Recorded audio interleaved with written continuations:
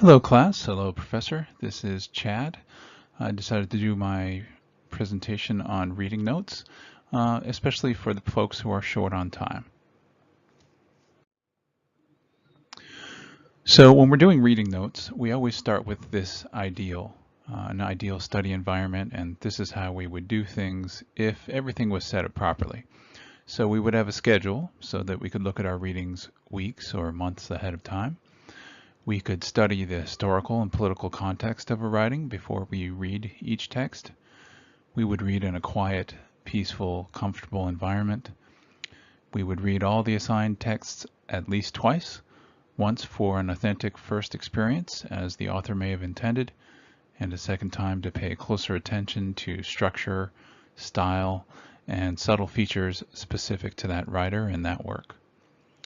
And then, of course, we would finally take notes before, during, after, and right on the text. But that's not actually how things usually work. In my case, I looked into this because I have a full-time day job. I take care of a family. I also have a full-time course load. I get maybe 6 hours of sleep a night before carving out study time. I have some memory loss from a car accident several years ago, so I often have to repeat many study tasks. The only unscheduled time slots where I don't have to rush to do something is my commute. Taking the red into Boston, about 45 minutes each way, Monday through Friday. I have so many time commitments that I rarely get to read a text twice. And the drafts I turn in barely resemble what I'd like to have done. And also, this is the second time I've had the privilege of taking this class. So kudos to the professor, but if I had taken care of things normally, then I wouldn't be repeating. So this is all about my motivation for looking at how to do reading notes for people like myself who don't meet those ideal conditions I mentioned before.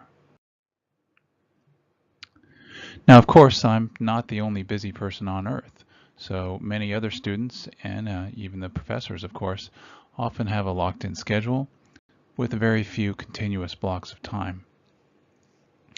Many of us have constant distractions, such as family or work obligations.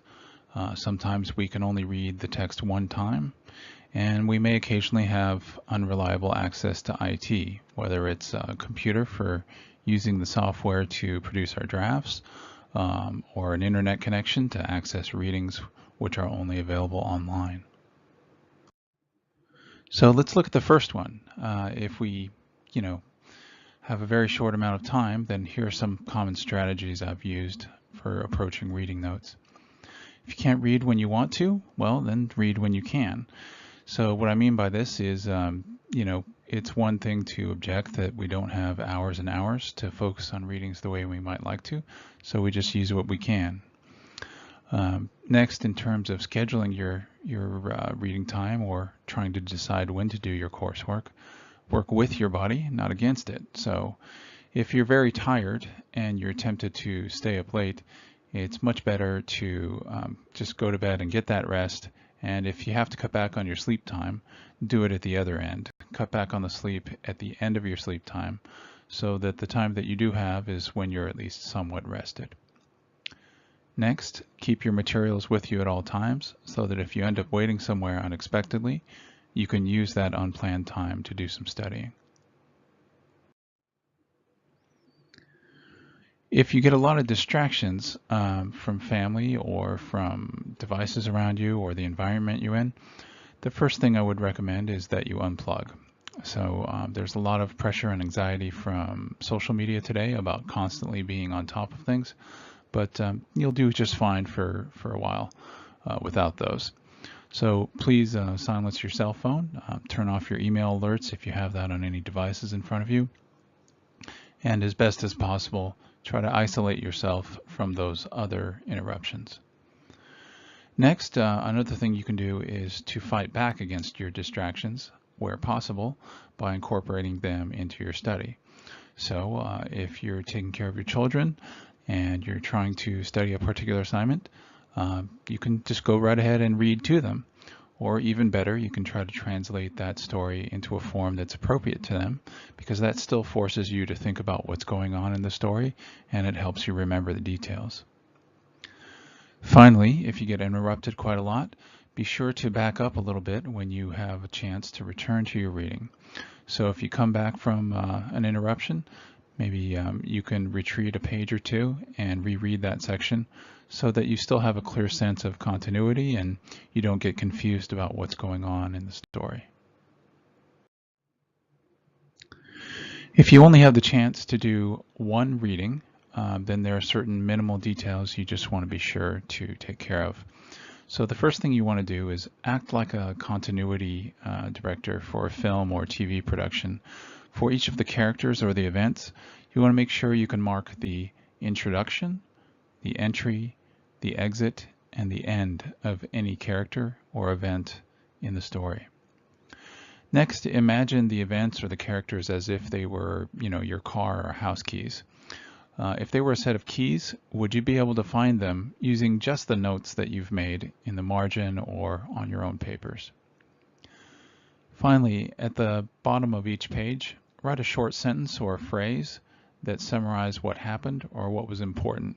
And it doesn't need to be that detailed, it just needs to be enough so that you remember.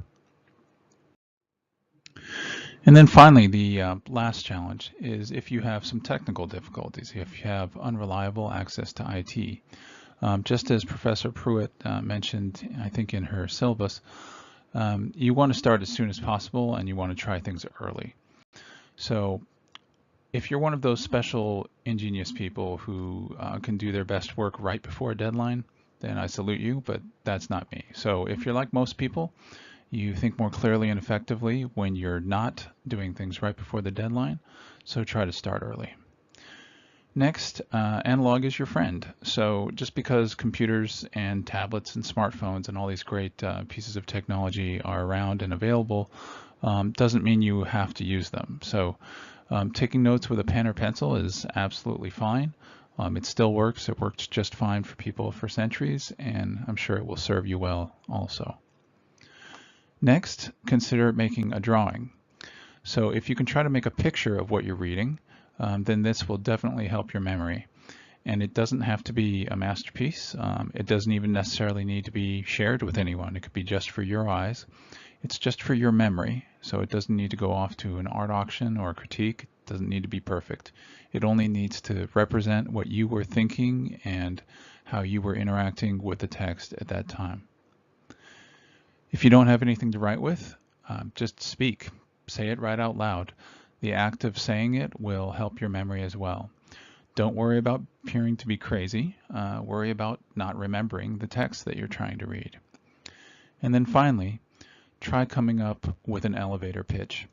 If you can summarize what you've read in a few sentences and in under 30 seconds, you should be in good shape. So if you take all these things in mind, even if you're extremely short on time, you should be able to remember the details of your text well. Thanks, and have a great summer.